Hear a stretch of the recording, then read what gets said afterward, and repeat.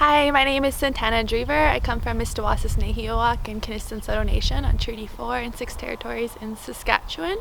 This week has been really amazing. I've learned so much. I don't have a background in emergency management, so coming here I didn't really know what to expect, but I've gained so much knowledge. Being a political science major, I think the biggest thing I'm taking away from this week is that there's a lot of work to do in policy around emergency management.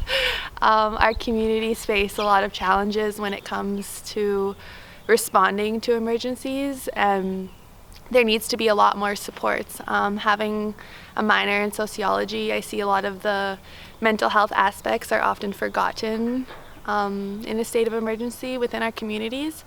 So I think the biggest thing I'm taking away is that there needs to be a lot more work within the policy and administration sectors within Canada. Throughout the week I felt very just lucky to be here. It was such an amazing atmosphere with Indigenous youth from around the country doing such amazing things within emergency management. I feel like it seems like such a intimidating field of work, and it's kind of like for the adults. So seeing a bunch of youth doing such good things in their communities in this sector was so amazing. Personally, I didn't feel like I could make much of a difference coming here within this sector because I'm not in a leadership role or in a position to be that involved in my community, being a university student and kind of living urban in a way. But after seeing all of these youth from around the country doing such amazing things, I'm definitely inspired to take back what I've learned to my own community, similar to the youth that are here have already done. Yeah, so for me, my culture is basically everything to me. The communities I come from are very immersed in our Nuckaway culture. It's very open, and for me that kind of set the basis of my entire life. Our teachings, the worldview that my people have, it's set the tone for basically everything that I do, to move in a good way, to respect the environment, to be open and accepting of other people and other cultures. It's everything. Yeah, so I think any youth who is interested in learning their culture, that's amazing. Even having an interest is like the first step. Our culture being taken from our territories throughout the country and basically world, really, among Indigenous populations. Even wanting that connection is a huge step. And I guess my advice would be to reach out. Having a very cultural family myself, there's never been a time where someone reached out and they were denied that knowledge. It's in our teachings to share that knowledge. You're not supposed to withhold this stuff from people. So I think my biggest piece of advice, if you were trying to connect back with your culture, is just to reach out. Google your community if you're not familiar with it. Call the band office, see if they know people that you can connect with. And yeah, like Facebook, there's Indigenous youth from all over who would be like more than happy to connect you with those people. Even here, I've met so many people that have taught me about their teachings and stuff. So it's a matter of conversation and kind of just asking, and that's very intimidating. I acknowledge my privilege in never having to ask that where I grew up. So I think anyone who's even willing to do that, that's a huge step, and that's very admirable, and I think they're on the right path. So both of my parents, my mother and father, went to residential school in Saskatchewan. The last one closed in 1996, and my parents attended that school.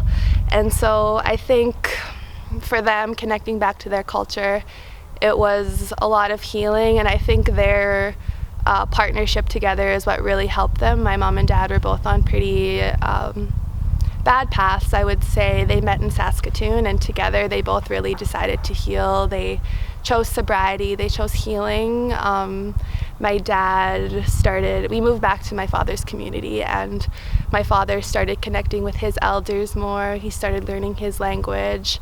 And so for me and my siblings, it was something we were just immersed in, but for my mom and dad, it was something they had to seek out, and I really respect them for that. And for them, I would say it was just a matter of choice. After residential school, I think that they really made the choice and commitment to connect with this, and they wanted a better life for my siblings and I think culture is what really, really made that accessible for them to provide for us, because Even though we had a lot of challenges living so rural in Saskatchewan, being visibly First Nation, our culture was so rich, and I think that really set the tone for the life my siblings and I have today. So in my education journey, my cultural journey, my journey in general, I think the most important thing that I keep in the back of my mind is, yes, I'm doing this work for me and my family, but more so I'm doing it for the children on reserve. Growing up in Kinistin Saulteaux Nation, it's such a small reserve within Saskatchewan. It's very rural, maybe 200 on reserve. So growing up, I didn't feel very seen or heard or visible. The Indigenous leadership and Indigenous people within the province who are doing really good things are often Cree people, which is fine. But as a Saulteaux person, it's a very lonely existence. I never felt like I had someone to look up to who could relate to me as a young Nakaway girl growing up in Treaty 4 territory. So in all the work that I do, I don't want to forget those young girls and boys on reserve who don't feel seen, don't feel heard. They don't have the platform to go to youth centers within the city.